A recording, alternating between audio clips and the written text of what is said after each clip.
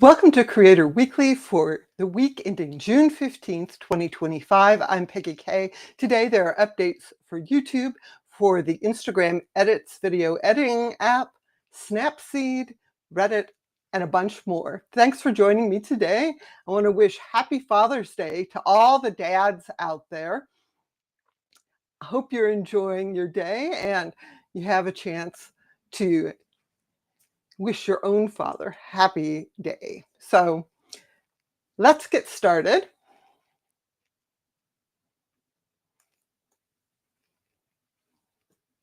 All right. So I want to start with an update from YouTube that I really like. What they're doing is adding a button into the Shorts feed where if the channel that has the short there also has posts, there'll be a new posts button. Click that and the short that you're watching shrinks, keeps playing, and you can scroll then through recent posts from that channel and interact with them. So this is a way for people to see the posts, engage with the posts without ever leaving the Shorts feed. I think this is great because I like making posts and I make shorts, and I feel like this will give posts a lot more visibility. So that's a good way to start out the week. The other Shorts update I wanted to mention is that the YouTube Creators channel has a new short. It shows you how to create a short that's a bunch of clips or images synced to music. So you basically use the YouTube Shorts editor in the YouTube mobile app, select your clips, select the music, and choose the option to sync it up. And it basically adjusts the transitions to the beat, and you can switch to a different song if you want and do that. So this is kind of a fun way to make a video that looks really good, coordinated with the music. Not something I ever use myself, so I haven't tried it, but it seems like a kind of fun thing to try. And then also on YouTube, there is an easier path to promote your videos. Promotion on YouTube is essentially paying to run your video as an ad. I'm sure you've seen promoted videos when you're browsing around YouTube, and this makes it easier for creators to do that. In the YouTube main app, mobile app, there will be a promote button if you view your own video, and you click that. You can choose what kind of promotion you want to do, audience growth or video views, and then set up the campaign. And you don't have to go to Google Ads to set that up. Honestly, I'm not that keen on this update because I think for many creators, maybe most creators, running these promotions, especially for audience growth, is really a waste of money. And there's probably a good way to do it and a bad way to do it. But from what I've heard people say after doing this, they want to build their audience. They do get views on the promoted video, but that doesn't convert into people who come and regularly watch all your content, which is what you want. And I'm feeling kind of weird that YouTube is making this so prominent. Like they really want people to spend their own money doing this. I don't know. Maybe it's just a weird feeling. So if you create YouTube videos and you're checking your own videos, you may see this. If you've set up promotion in YouTube Studio already, you do need to connect a Google Ads account and have that all set up before you can run a promotion, I'm pretty sure.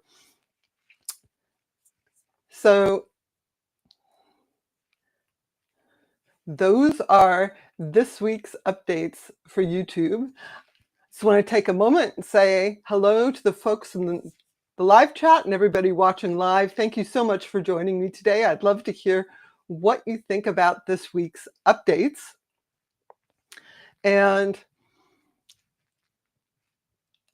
Are you trying any of these new things when they're launched? Or do you do kind of what I do and think, oh, that'd be good to try, and then never actually do them? I don't know. There isn't enough hours in the day to try everything. I also want to give a plug for my newsletter. There's a link in the video description that gets you all of the updates and links every week in your inbox every Saturday. So please subscribe to that if you want more information.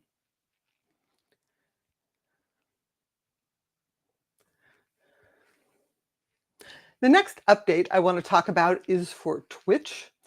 Twitch has made it easier to search and manage your clips in the Twitch mobile app.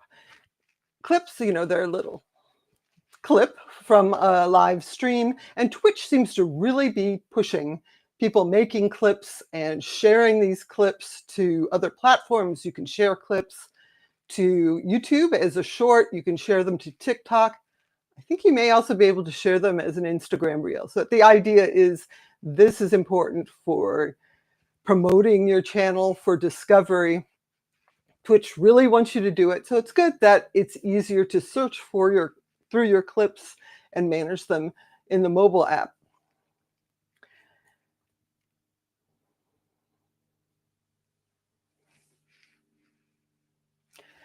So the next thing I want to talk about is the Edits app from Instagram. This is a video editing app for mobile devices. It launched in April as a CapCut alternative, and they have been regularly updating the app. It's actually really good to see. It's free to use. You can export the videos and upload them wherever you want.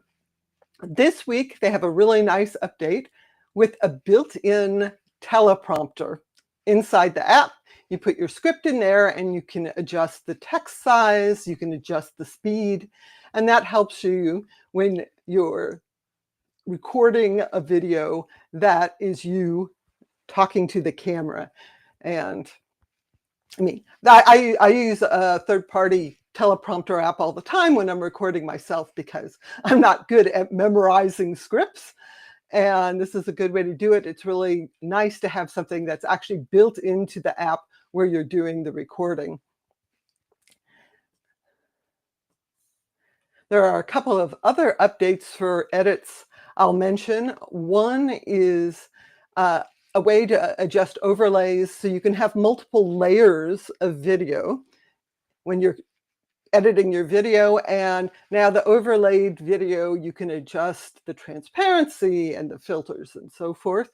Also, if you are exporting your videos from the Edits app to Instagram as a reel, you can actually get more stats. On your reels, it shows the last 10 reels that you published and how well they're doing, so you can get an idea of what works and what doesn't work.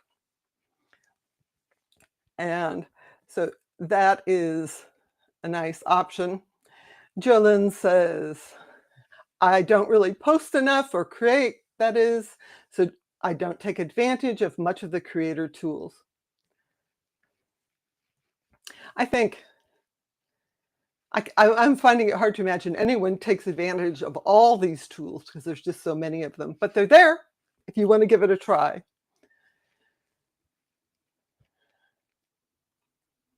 So the other big update from Meta this week is that you can edit your videos. This right now is preset filters that change the background, your outfit, the lighting, all those things, giving your video different looks. Right now, they only let you choose preset options. There's like 50 different ones. They say in the future, you'll be able to make your own prompts, but that is not available yet. And you can do the video editing in the Meta.AI app or at Meta.AI on desktop. You upload your video clip, whatever you want, and then you can transform up to 10 seconds of your video And Meta says it is free for a limited time, which means you're going to have to pay for this eventually. That's true with all these advanced AI tools. It's expensive for the companies. They're not going to give them away for free. So not surprisingly, this AI video editing is also in Instagram's Edit app. There it's called Restyle. So you upload your video clip, you click the Restyle button, and then you select whatever look you want, and it transforms your video. And again, this is up to 10 seconds of video, free for a limited time. So this looks like it's a fun tool to try, but don't get too enamored of it if you're not going to want to pay eventually, because nothing is free. Andrew says, I just use Zoom and upload. Edits take too long. It is what it is. Yeah, that's sort of like the video I'm doing now. If you live stream, it is what it is. And then the last big AI update, if you go over to Google Vids, which is part of the Google Workspace suite, it now includes the VO3 text-to-video model. That's Google's latest video generation model. And the big update for VO3 is it can generate speech. So in your prompt, you can say, this is the background, this is what the character looks like, and then put in quotes what you want it to say. It looks great. There's some links to demos of this, and I'll also be talking about this in the On eBoard live stream after this one. So I wanted to mention, though, that there are some limits to using this. This is going to be a common refrain. The generated video clips can only be up to 8 seconds long. They are 720p, so that is not full high definition. And if you're using this for a video that you're going to be sharing with people watching on larger screens, you're probably not going to want to make this clip the full frame. You may want to shrink it down a little so it doesn't look lower resolution. And you can only generate 20 video clips a day, and only 10 of those can be generated with VO3. So the rest you can use VO2 if you want. And of course, none of this is free, because to actually access these tools, you need a Google Workspace account for business, enterprise, education, or a personal account with Google One, AI Pro, or AI Ultra subscription. I imagine most people don't have a Google One AI Ultra subscription, because that's like $250 a month. And that gives you access to Flow, which is Google's filmmaking tool, which has a lot more features than this. But if you have a Google Workspace and you want to make really brief promos or something like that, you can use this once it rolls out. All right, so I feel like this is a real thing where these companies are racing to release better and better models. It's costing them a lot of money. They're going to have to pay. I think people are less likely to experiment if you have to pay $20 a month or even more than that. But they want to get you hooked, so they're letting you try it out. A quick mention, I'll probably update again, but Google announced that Google Photos is soon going to have a redesigned image editor. It's going to have the generative AI tools front and center, of course. It looks like the interface is totally different, though. So that's going to take some practice, learning how to find all the tools again, I think. We'll see when this actually rolls out to people.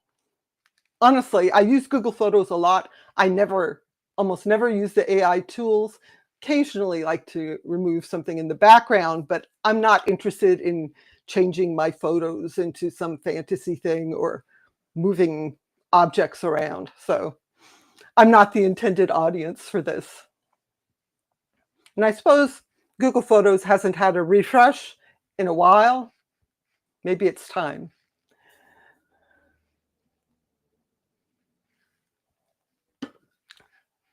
So one of the kind of surprising to me updates this week was an update to Snapseed.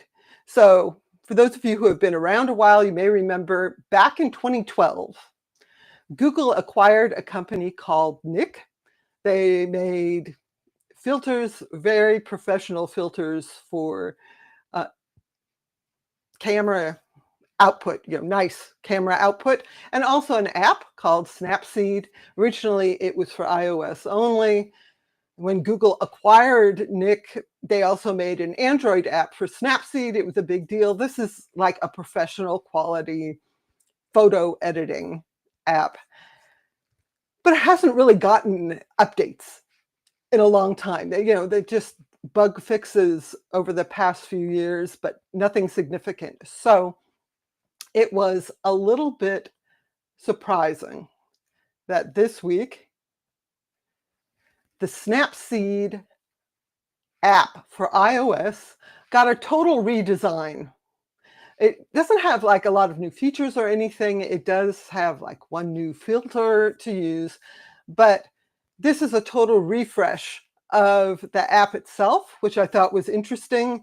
Maybe they're reviving interest in this, and I think it's a good bet to say that they will be incorporating more generative AI tools into the app, because of course they are. There's also no update yet for the Android app. But if you have an iPhone or an iPad, you might want to check it out. It's totally free to use. Again, this is aimed at professionals, so it does editing of RAW files. You can use it then. There's professional kinds of filters, and there are sort of AI tools, I think, to like remove objects in the background kind of thing. But here we are. So Andrew says, I'm shocked Google even remembered they had Snapseed. Yeah, it does make you wonder. But to be fair, I looked at the app updates and they have been doing bug fixes. At least it's not like some of Google's apps where they just stop updating it at all. So I'm very interested to see if they actually roll out similar updates to the Android app and what Google's plan is. Does Google have a plan? I don't know. But, and this is just me being weird, but I love that Snapseed has a unique name, and it's not like Instagram's edits, which is just confusing to say because it sounds like a regular word. And of course, most of the services that Google did not acquire from someone else have very descriptive names. So you have chat for chatting and meet for meetings. Anyway, be more creative with names so they're unique. Also, so I'm going to say hello to the new folks who just joined. Hi, Nina. Good to see you here. And hi, Craig. I'm glad you could join me this morning, or whatever time it is in your time zone.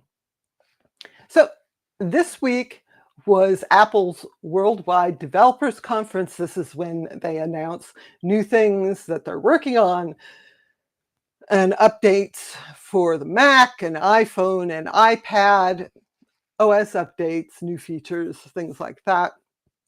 There were a lot of updates, and you can check this week's newsletter. There's links to more information. But one that really struck me this week is that they said that the AirPods, that's AirPods Pro 2 and AirPods 4, will be getting studio quality audio recording. And they have, of course, a lot of processing on board where they have voice isolation. So you can even do this if you're in a noisy environment. This seems incredible to me, that you can have these earbuds and have really actually high quality audio. It works with the camera app, memos, dictation. You have them linked to your iPhone or to your Mac for those apps. And Apple's saying, oh, this is great for podcasters. This is great for interviewers. This is great for singers, and so forth. And seems pretty cool. I love this guy in their announcement where basically you can't even see that he's wearing the earbuds. You just have to take it on faith. That's what he's doing, but he's got music stuff around him. He probably just recorded a song. So this is actually a firmware update for the AirPods. You don't have to buy new hardware if you have them. It's going to be released this fall with the new version of iOS, but you can get it next month through the Apple Beta software program. So if you have these earbuds and you want to do some audio recording, you should check that out.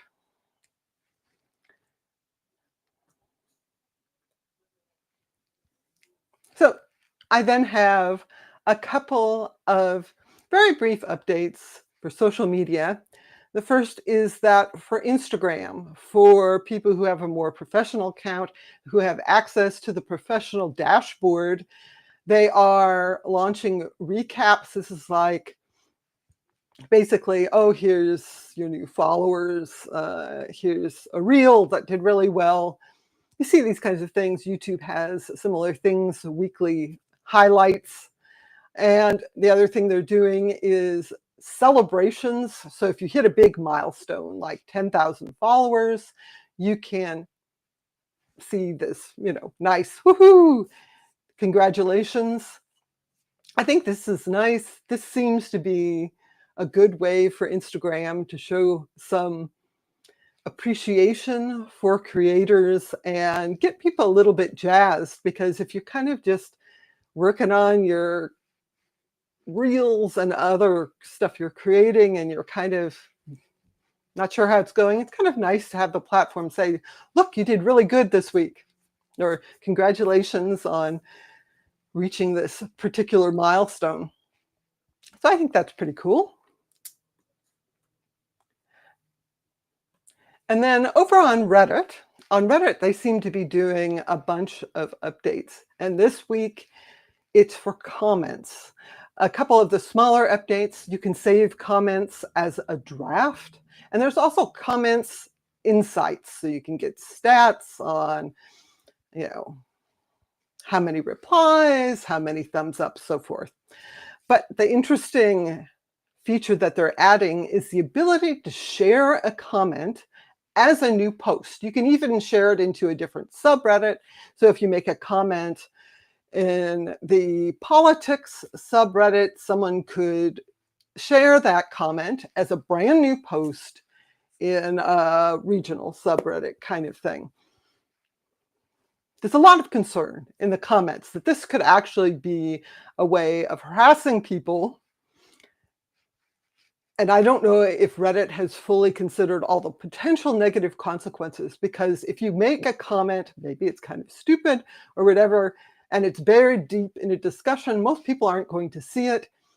So letting people share that as a brand new post really highlights that comment to new eyes, brings it to the forefront, and maybe makes it more important seeming than it actually is.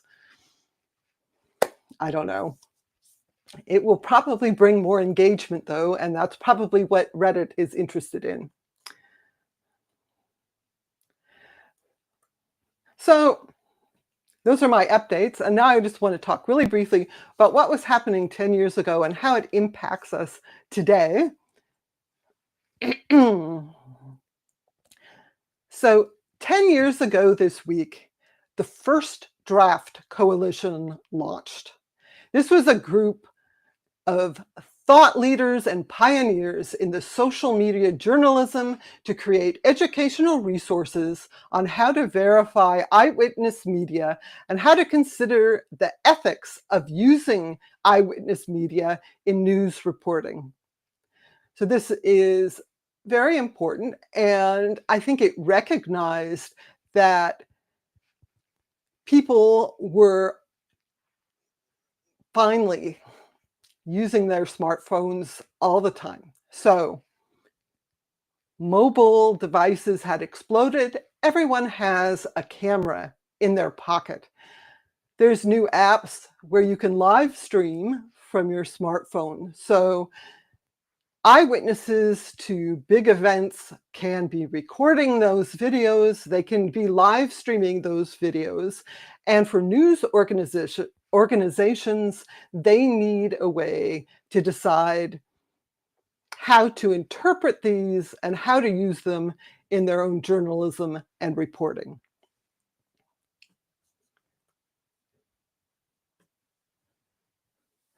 So First Draft was supported by Google News Lab. Google News Lab also launched 10 years ago. And the goal of Google News Lab is to be at the intersection of technology and media. And at the same time, they also launched what they called I'm sorry. At the time, they also launched YouTube Newswire, which was a curated news feed of eyewitness videos, which is kind of an interesting thing. So someone at YouTube was selecting which of these videos to highlight. And as I said, this was really timely. More and more people have mobile devices and the ability to video record everything and even live stream from their mobile device. So you have this new organization. There are 9 founding members: Eyewitness Media Hub, Storyful, Bellingcat, and a bunch of others. Not all of those still exist today. Some do. And over the years, they actually also received financing from the Facebook Journalism Project and from Twitter and from a bunch of other organizations. So media sites, social media sites saw this as a worthwhile project to invest in. And that's what they did.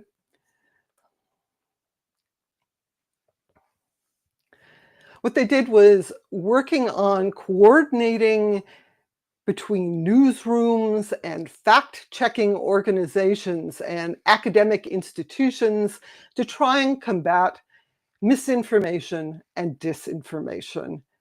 And they did research and they gave tools for journalists. And this was pretty successful. They did move to the Harvard Kennedy School in 2017 and then left the Harvard Kennedy School 2 years later under sort of mysterious circumstances. They said there was some sort of miscommunication. It's not clear what happened there. And eventually, the project essentially ended. Around 2022, the leader of First Draft, Professor Claire Wardle, she took their projects and moved them to the Information Futures Lab at Brown University. So some of these efforts are ongoing. It's just not a separate project. It's part of Brown University now. It feels like it's more just academic now.